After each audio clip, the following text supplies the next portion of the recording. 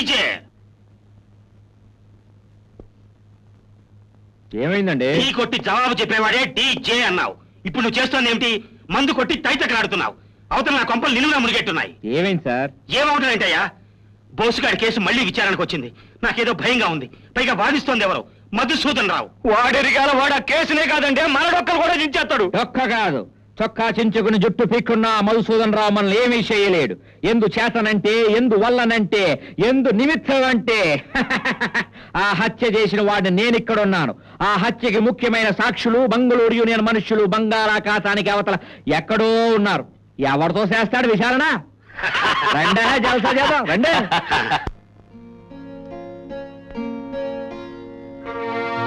కొత్తగా నువ్వు ముళ్ళు వేయక్కర్లేదు పిచ్చా.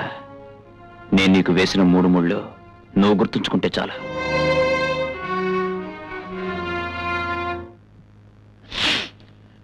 ఇన్స్పెక్టర్ గారు, పోలీస్ స్టేషన్ కి ఫోన్ కాల్ వచ్చిందని చెప్పారు కదా, ఎవరి దగ్గర నుంచి వచ్చిందో చెప్పగలరా? నేను కనుక్కోలేదు. కనుక్కోలేదట. Order order. ఎందుకు కనుక్కోలేదు సార్? ఇలాంటి ఫోన్ కాల్ స్టేషన్ కి చాలా వస్తుంటాయి. ఈ ఫోన్ కాల్ ఒక హత్యకు సంబంధించింది కనుక కాల్ ఎవరు చేశారని కాక చేతనైతే ఆ మనిషిని కాపాడాలని తొందరపడ్డాను. Very good policy. పాలసీ మంచిదే. ఇల్లు తగలాడుతోందని ఫోన్ వస్తే అడ్రస్ అడగటం మర్చిపోయి ఫైర్ ఇంజన్ కోసం పరిగెత్తినట్టుంది. But you are right.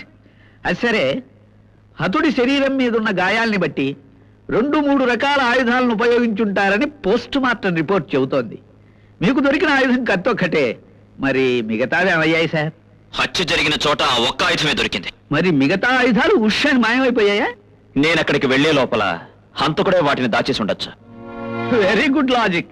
అంటే హంతకుడు హడావిడిగా హత్య చేసేసి అక్కడికి పోలీసులు వస్తారని ముందే ఊహించుకుని తీరా ఇన్స్పెక్టర్ వచ్చాక తనక్కడ లేకపోతే ఏం చిన్నబుచ్చుకుంటాడు అని భావించి ఆయుధాలన్నీ దాచేసి కేవలం కత్తొక్కటి పుచ్చుకొని మీ రాక కోసం ఎదురు చూస్తున్నాడన్నమాట.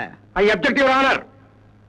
ఆనరబుల్ డిఫెన్స్ లాయర్ గారు, ఆ హంతకుడు ఆయుధాల్ని దాచేయడాన్ని అబ్జెక్ట్ చేస్తున్నారా, లేక ఈ ఇన్స్పెక్టర్ వాటిని చేజిక్కించుకోలేకపోవడాన్ని అబ్జెక్ట్ చేస్తున్నారా, అసలు పోస్ట్ మార్టం రిపోర్ట్ ని అబ్జెక్ట్ చేస్తున్నారా?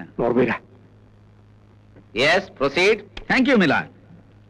హత్య జరిగిన ప్రదేశంలో వేలిముద్రలు దొరికాయంటున్నారు కదా, అవి ఎవరి వేలిముద్రలో చెప్పగలరా? హంతకుడు వేలిముద్రలు. మీ ఉద్దేశం హత్యా నేరం మోపబడిన ముద్దాయి వేలిముద్రలు అంటారు. But don't forget, the accused is yet to be convinced of his guilt. You are right sir. Thank you. వేలిముద్రలు ఎక్కడెక్కడ ఉన్నాయి? గోడ మీద 2 చోట్ల. లోపల బీరువా మీద, బయట తలుపుల మీద, టీవీ మీద కూడా వేలిముద్రలు దొరికాయి. టీవీ మీద అంటే కరెక్ట్ గా ఎక్కడున్నాయి? ఆన్ ఆఫ్ స్విచ్ మీద. అంటే హంతకుడు టీవీని ఆపరేట్ చేశాడన్నమాట. అవును. మీరు వెళ్ళేటప్పటికి టీవీ ఆన్ లో ఉందా, ఆఫ్ లో ఉందా?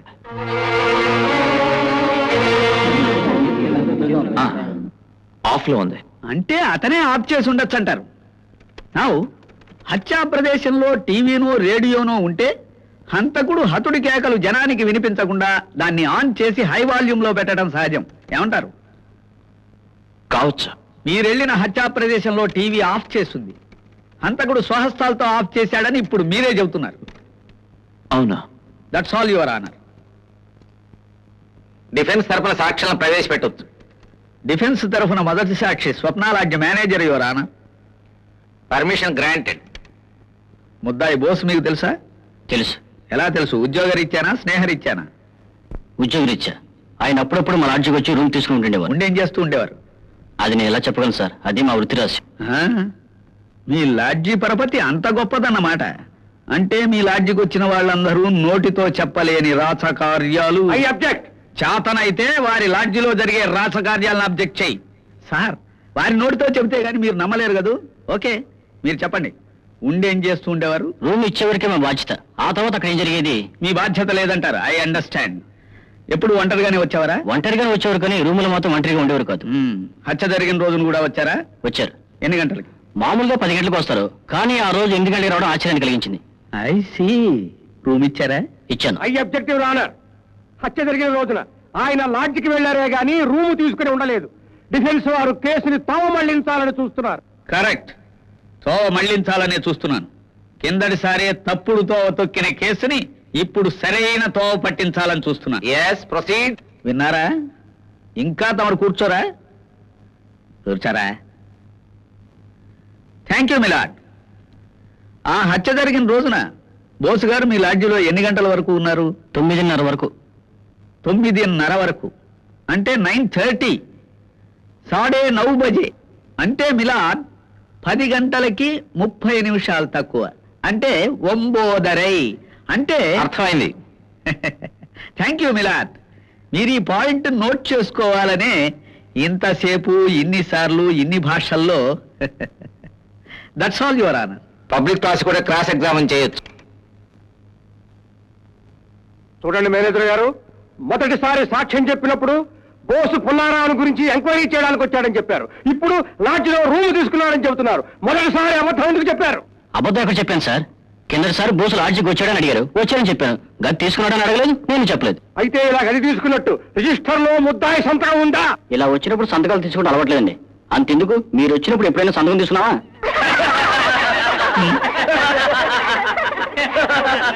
అబ్బా, అడిగిన ప్రశ్నకి మాత్రం సమాధానం చెప్పవయ్యా.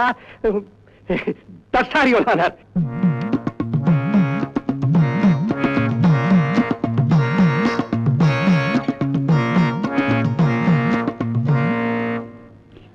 యారా, నీ పిల్లలకి పాల డబ్బాలు కొనటం, వాళ్ళని స్కూల్కి దించటం, ఆఖరికి నీ మనవాడి బారసాలకు కూడా నన్ను తమ్ముడు తమ్ముడు అని పిలిచేవాడివి. ఈ ఒక్క వ్యవహారానికి నన్ను పిలవురా దొంగ రాస్కెల్. మిలాడ్, డిఫెన్స్ తరఫున రెండో సాక్షి ఎమ్మెల్యే ప్రభాకర్. మీరే ఉద్యోగం చేస్తుంటారు సార్? 20,000 ఓట్ల మెజార్టీతో అసెంబ్లీకి ఎన్నికైన నన్ను ఏం ప్రశ్న అది? దేశ సేవ చేస్తున్నాను, ఎమ్మెల్యేను.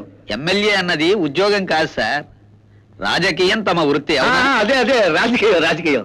ఆ బోనులో నిలబడ్డ మనిషి మీకు తెలుసా? తెలుసు. ఎలా తెలుసు? తెలియకుండా ఎలా ఉంటుందండి? నేనా ప్రజానాయకుడిని, అతనా కార్మిక నాయకుడు. అప్పుడప్పుడు స్వప్న లాడ్జీలో కూడా కలుస్తుంటాం. ఓహో, తమరు కూడా అప్పుడప్పుడు స్వప్నాలాడ్జికి దయచేస్తూ ఉంటారన్నమాట. ఎందుకో? ఒక సౌకర్యం కోసం. ఏమిటో ఆ సౌకర్యం? ఏమిటంటే అది ప్రజా సౌకర్యానికి. అక్కడికి చాలా మంది చాలా విధాలుగా నన్ను కలుసుకోవడానికి వస్తూ ఉంటారు. ఆహా. హత్య జరిగిన రోజున మీరు ఈ ముద్దాయిని చూశారా? చూశానండి. ఎక్కడ చూశారు? స్వప్న లాడ్జీలో. ఎన్ని గంటలకు కలిశారు? రాత్రి సుమారు 8:15కి. కలిసిన తర్వాత మీ ఇద్దరు ఏమన్నా మాట్లాడుకున్నారా? మాట్లాడుకునే చోట అది. ఆయన పని మీద ఆయన వచ్చాడు, నా పని మీద నేను వెళ్ళాను. నమస్కారం సార్ అని ఆయన అన్నాడు, నమస్తే అని నేను అన్నాను, అంతే. ఆ తర్వాత మళ్ళీ ఎన్ని గంటలకు కలుసుకున్నారు? దాదాపు రాత్రి 9:30కి లాడ్జీ నుంచి బయటకు వెళ్తుంటే చూశాను. ఆహా. అంటే మీ సౌకర్యాలన్నీ పూర్తయిన తర్వాత సార్? గ్యాప్ లోనే సార్. సాధారణంగా మీ సౌకర్యాలన్నీ ఎన్ని గంటలు పూర్తవుతాయి? అంత కరెక్ట్ గా చెప్పడం కష్టం సార్. అయితే చెప్పద్దులేండి పాపం. That's all your honour. నువ్వేమన్నా అడిగితే అడగరా? Yes proceed. మీ పార్టీ పేరేమిటి? తెలుగు రాజ్యం. ఎన్నికలు జరిగే సమయంలో మీరు ప్రజారాజ్యం పార్టీలో ఉన్నట్టుగా పేపర్లో చదివానే. తెలుగు రాజ్యం పార్టీ నా సేవలను కోరింది. అందుకని ప్రజా శ్రేయస్సు దృష్ట్యా, ప్రజా సేవ దృష్ట్యా 6 కోట్ల ఆంధ్రుల ప్రజానీక శ్రేయస్సు అయ్యా దృష్ట్యా- అయ్యా అయ్యా, ఇది కోర్టు, వేదిక కాదు. కాస్త ఇతరులు నిలబడగానే ఉపన్యాసంలో పడ్డా. తమ ఇష్టం వచ్చిన ధోరణిలో ఇష్టం వచ్చినప్పుడల్లా పడిపోతూ ఉంటారన్నమాట. ప్రజల ఓట్లను బట్టి మా పదవులు ఉంటాయి. ఓట్లను బట్టా, నోట్లను బట్టా? తమరు ఇవాళ చెబుతున్న ఈ అబద్ధపు సాక్ష్యానికి కిరాయి ఎంత పుచ్చుకున్నారు? నేను డబ్బుకు గడ్డి తినే మనిషిని కాను, ప్రజల ఓట్లపై ఎన్నికైన మనిషిని కాబట్టి నా మాట మీరు తప్పక వినాలి. Okay okay. హత్య జరిగిన రోజున ముద్దాయిని మీరు ఎక్కడ కలిశారు? రిసెప్షన్ దగ్గర. ఆ తర్వాత ఎక్కడికి వెళ్ళారో ఏం చేశారో తెలుసా? అదంతా నాకు తెలియదయ్యా. 9:30 సమయంలో అతను ఇన్స్పెక్టర్ అమ్మ కలిసి బయటికి వెళ్ళడం చూశాను. ఇన్స్పెక్టర్ అమ్మా? విద్యమ్మ. కావాలంటే ఆవిడ అడగండి, కాదని చెప్పానండి. పచ్చి అబద్ధం. హత్య జరిగిన సమయంలో బోసు సప్నారాజ్యంలో ఉన్నాడన్నది అబద్ధం. సబ్ ఇన్స్పెక్టర్ విద్య అతను కలిసి బయటికి వెళ్ళడం మీరు చూశారన్నది అబద్ధం. Shear pack of flies. వాళ్ళ దగ్గర డబ్బు తీసుకుని మీరు అబద్ధం సాక్ష్యం చెప్పడానికి వచ్చారని నేను అంటాను. That's all your honour. But that is not all your honour. My last witness in this case is sub inspector విద్య.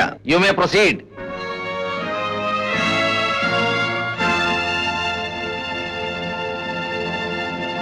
దేవుడి మీద ప్రమాణం చేసి అంతా నిజమే చెప్తాను, అబద్ధం చెప్పను. మీరే ఉద్యోగం చేస్తున్నారు మేడం?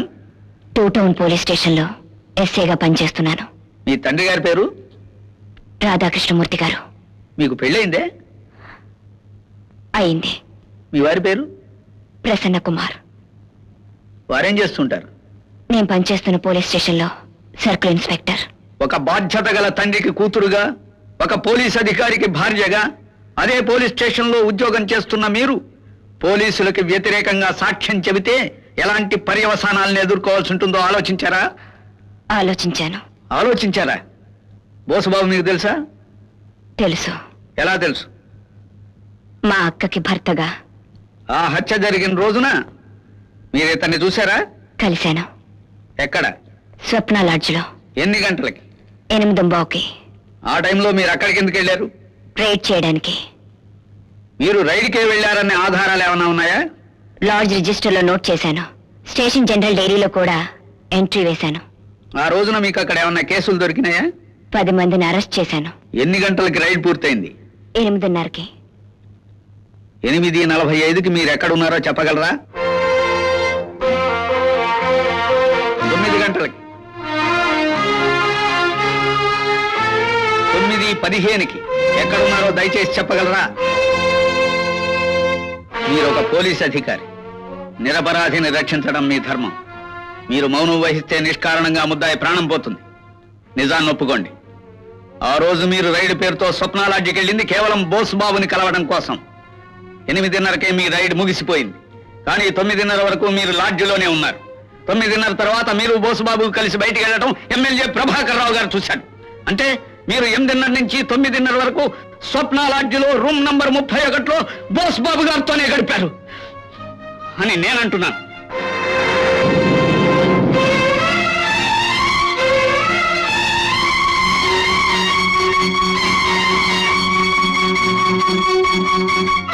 అమ్మా, పబ్లిక్ ప్రాసిక్యూటర్ క్రాస్ ఎగ్జామిన్ చేయొచ్చు.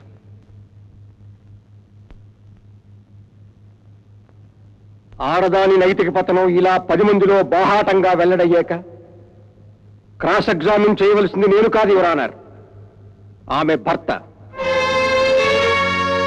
గతంలో ప్రాసిక్యూషన్ కథనాన్ని ఆధారం చేసుకుని ఈ కేసులో తీర్పు చెప్పిన ఇదే న్యాయస్థానం ఇప్పుడు చరిత్రలో మొదటిసారిగా నిరపరాధి శిక్షించబడకూడదనే సదాశయంతో తిరిగి తీర్పును సవరించడమైనది.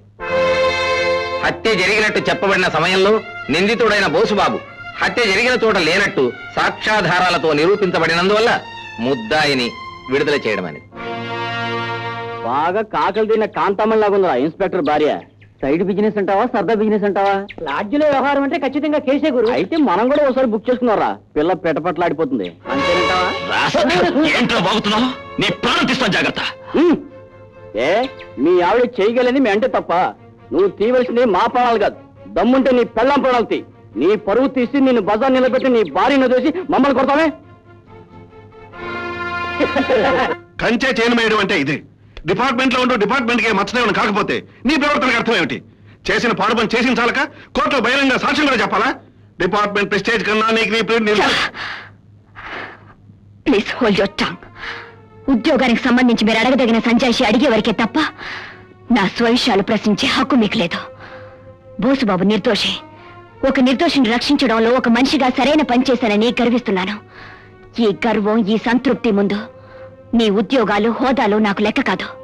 ఇది మీ డిపార్ట్మెంట్కి అవమానంగా మీరు భావిస్తే అలాంటి డిపార్ట్మెంట్లో సేవ చేయడం నాకు అవమానం. నేనే ఈ ఉద్యోగానికి రాజీనామా చేస్తున్నాను. Good bye.